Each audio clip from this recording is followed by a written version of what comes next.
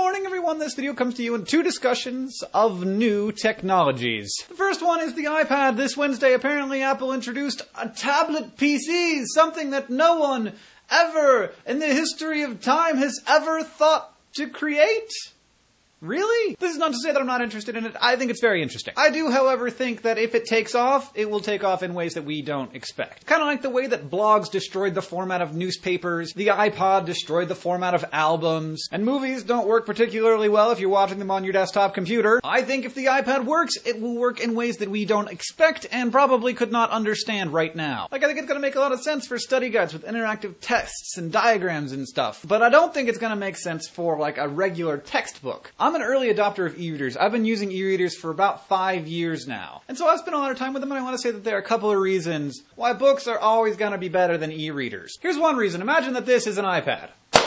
You're not gonna do this to an iPad. I also like the flippability of books, especially nonfiction, where I can be like, oh, what was that thing that I was reading last chapter? Oh, yeah, there it is. I also like this about books.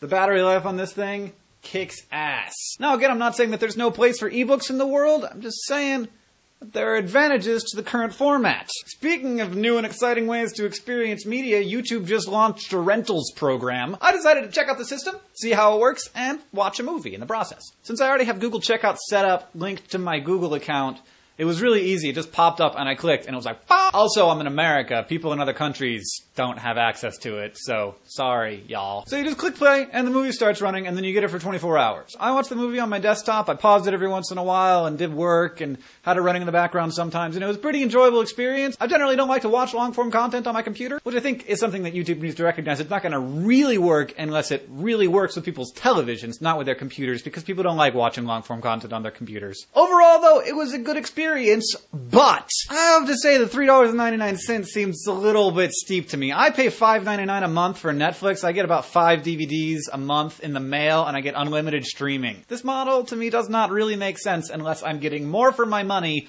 or I'm paying less. Now for a quick review of the movie that I watched, which was called The Cove. Warning, this is disturbing. First, let's review it as a movie, then ideologically. As a movie, fantastic, one of the most high-energy documentary films I've ever experienced, and I've watched lots of documentary films. I would watch it again. The pacing was great, the story was great, it painted the story in good broad strokes, there was depth, there was breadth, and the results in the end of this, like, kick-ass team's espionage is more disturbing than anything I have ever seen in my life, in real life, or in film. It was definitely worth $3.99, and I really hope that the filmmakers get what they deserve, which is plenty of money to continue doing this kind of work. I would suggest it. I encourage you to go watch it if you think that you're not going to go crazy. It's $3.99. I think it's only available in North America, and it's only available until this Sunday. So now, or you're going to have to get it on Netflix. As for ideology, I generally feel like we as humans are often right and we are often wrong. Very rarely do I come down on an issue and I'm like, this is the right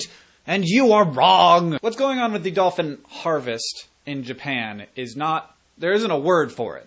The closest word that I can come to is Ender Scott Card's xenocide. If you got time and you're not of too delicate sensibility, go give The Cove a watch. Maureen, I will see you on Monday.